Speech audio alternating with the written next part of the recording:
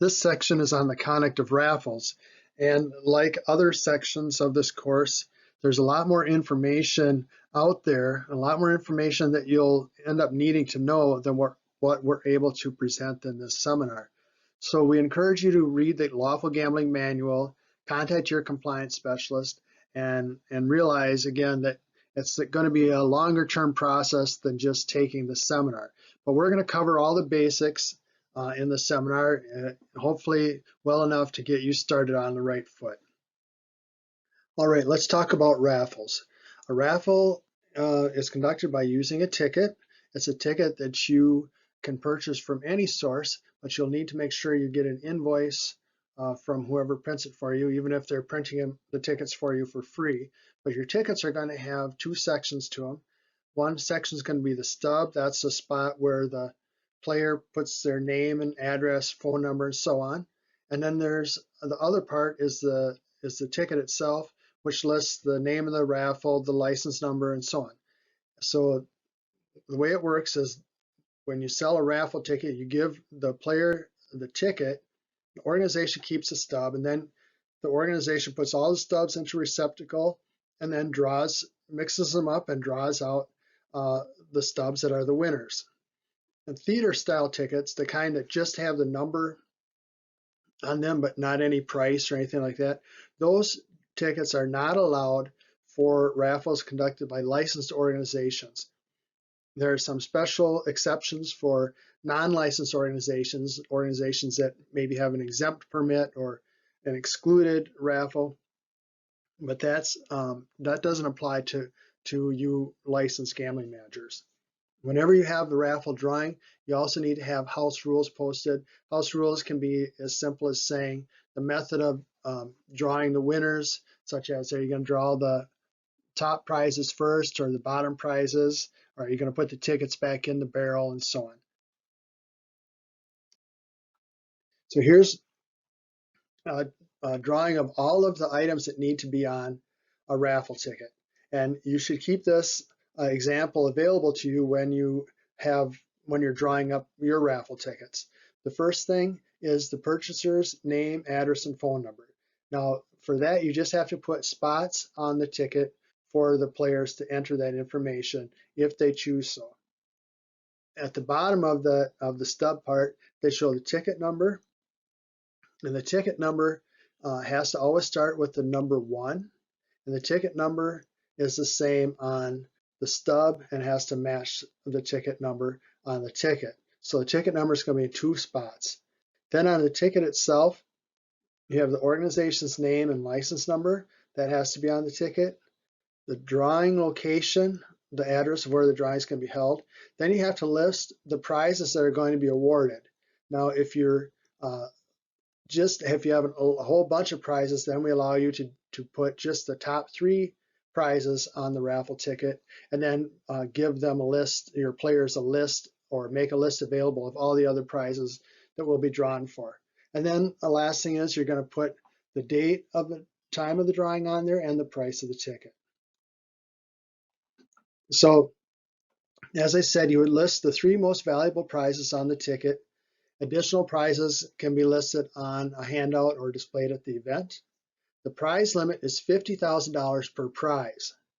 There's no limit on the prizes awarded, total prizes awarded in a raffle. If you wanted to give away 10 $50,000 prizes, that would be perfectly legal if you could sell that many raffle tickets.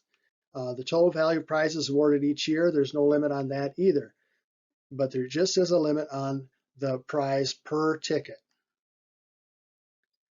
Merchandise prizes can be given away with raffles and often are.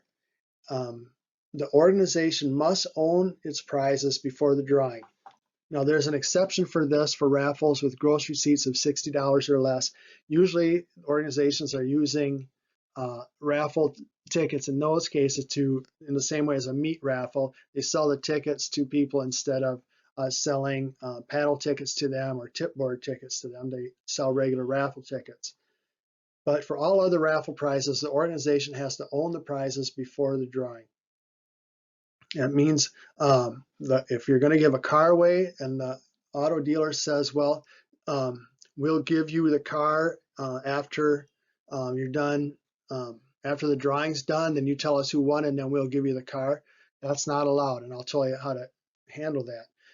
Same with a gun. The way it works with merchandise prizes that require licensure or registration, such as a car or a gun, is that you have to purchase a merchandise certificate from the dealer, gun dealer or car dealer, and then you're going to award the merchandise certificate to the winner of your raffle, and the winner of the raffle will then take the merchandise certificate to the car dealer or to the gun dealer and redeem the merchandise certificate for the prize. That way the car only needs to be registered once. You only need to pay tax on it once.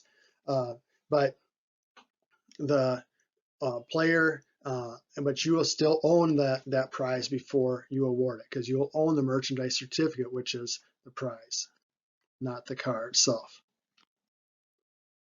Sometimes organizations will want to have different pricing levels in order to encourage players to buy more tickets. In this example, it's $2 each or 6 for $10. And if you do that, each differently priced set must be sequentially numbered. You're going to have 2 sets of tickets. One set's going to start at the number 1, and the other set's also going to start at the number 1, because you're going to have 2 sets of tickets. The ticket stubs and the thickness need to be the same in both sets, and they need to be clearly identifiable from the other tickets sold for a different price. Usually organizations do this by changing the color. So maybe the yellow tickets series will be all priced at $2 each, and the red tickets will be 6 for $10. And then you're going to have an invoice listing the quantity printed and the sequential numbers that were printed. So 1 to 500, say, or 1 to 10,000. And then each set of tickets is going to be tracked on a separate raffle log. And I'll be showing you what a raffle log is in just a little bit. Conducting a raffle, some rules are that you may accept personal checks. You can't accept personal checks for any other form of gambling, but you can for raffles. There can be no sales after the first drawing. Once you do the first drawing, then sales have to be cut off, and a deposit must be made within 4 business days of the first selection of winners. Now, there are different types of raffles. One type is a percentage raffle, and that's where instead of putting on the ticket fixed prize like $300 or a new car, you're going to put a percentage on there of the gross receipts, and so that might be 50%. Say whatever you collect that night, the prize is going to be 50%, and that's called a percentage raffle. Then there's something called a calendar raffle. A calendar raffle is where the ticket is actually a calendar that gives all the information that a ticket would have on it, and then it gives what prize is going to be awarded on each day. And usually what organizations will do is draw all the prizes on one day, and then at the beginning of the year, and then just put the winners' names in a safe or put them in an envelope, and then each day that a prize is awarded, they get that envelope and open up to reveal who the winner was. It's also allowed to have raffles that are combined with fishing or hunting contests. And we see that ice fishing contests. I know this last year there was a big ice fishing contest that was combination with a raffle that ended up having to be canceled. The ice fishing part canceled because the ice wasn't good. But what they did is they took those prizes, they altered the raffle, and then gave all those prizes away in the raffle. And I think they ended up even making a little bit of money on the event. Then the last type there is a membership event raffle. Organizations can have one raffle each calendar year in conjunction with organization membership event. And this is where you'd say, well, if you buy your membership for $50 for the year, then you're going to also be entered into a drawing for a $500 prize. So that encourages people to sign up for their membership and collect money that way. So you're combining the membership event with the raffle, membership drive with the raffle. And raffles, the traditional way to determine the winner is to put the raffle tickets in a bin or in a hat and mix them around and draw the ticket out. But we do allow some other alternative methods of selection. And these have to be approved by the Gambling Control Board prior to using this whatever type of raffle selection you decide to use. And there's a list of the ones that are approved it's already on the Gambling Control Board's website. An example that's been approved is a rubber duck race. And so in this raffle, you buy a raffle ticket, but then there's also a numbered rubber duck that goes along, the same number on it as on the ticket. Then the rubber ducks get put in a creek or something, and then they go downstream and they pick out the winners of it, or whatever duck finished 100th or something, arranged like that, and then those are the winners. There's something called a heads or tails raffle where the winners are eliminated, or the losers are eliminated as you toss heads or tails on a coin. A bucket raffle, that's where you have the tickets. You buy a ticket and you can put it in the ticket in the bucket for a particular prize. And that's a lot of times used when there are a lot of donated prizes and people buy raffle tickets and they just go for the prizes that they want to try to win. Raffle dates. You have to have prior Gambling Control Board director approval to cancel a raffle or to change the raffle date.